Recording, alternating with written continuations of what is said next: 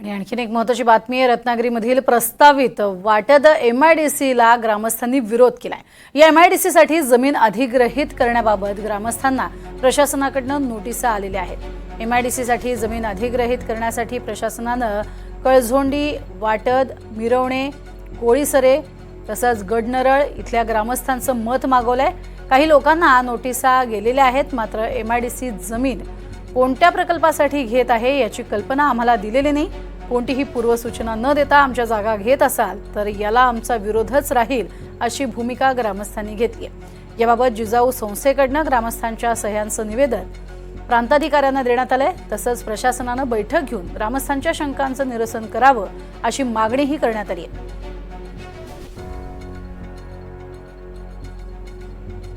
रत्नागिरी तालुक्यातील वाटद खंडाळा येथील प्रस्तावित एमआयडीसीला आता विरोध होताना पाहायला मिळतोय।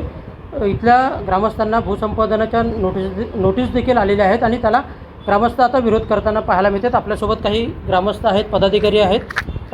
काय सांगाल, नेमका हा विरोध आहे, काय सांगाल? साधारणतः इतर प्रोजेक्टना जो विरोध होतो तशा पद्धतीचा आमचा मुळात विरोधच नाही। आमची मागणी प्रशासनाकडे ही आहे की तुम्ही कोणतीही पूर्वसूचना न देता आमच्या वडिलोपार्जित जर जागा घेणार असाल तर त्याला कडाडून विरोध राहणारच आहे। कारण ह्या ज्या काही जागा आहेत ह्या आमच्या तेवढ्याच जागा त्या ठिकाणी शिल्लक आहे आणि कोणता उद्योग होतोय, कोणती कंपनी येणार ह्याची कल्पना न देता जर आमच्या डायरेक्ट हातात नोटिसा येत असतील तर आमचा शेतकरी हा अशिक्षित आहे, त्याच्यामध्ये संभ्रमाचं वातावरण निर्माण होणार आहे। आणि म्हणून आम्ही प्रांतांना निवेदन दिले की पब्लिक हिअरिंग झाली पाहिजे, लोकांची भावना समजून घेतली पाहिजे आणि मग तुम्ही कोणता प्रोजेक्ट आणताय तो लोकांना जर पटला तर निश्चितपणाने लोक समर्थन करतील। तर ही गोष्ट कुठेही घडत नाही आहे। सगळ्या ग्रामस्थांना अंधारात ठेवून ह्या ज्या काही गोष्टी चालल्या शासन आणि प्रशासनाचा त्या वृत्तीला आमचा विरोध आहे। आमचा विरोध प्रोजेक्टला अजिबात नाही, म्हणजे ही गोष्ट लक्षात घेतली पाहिजे सगळ्यांनी। निश्चितच ग्रामस्थांना अंधारात ठेवून ज्या गोष्टी केल्या जातात त्यांना आपला विरोध असल्याचं म्हणणं आहे।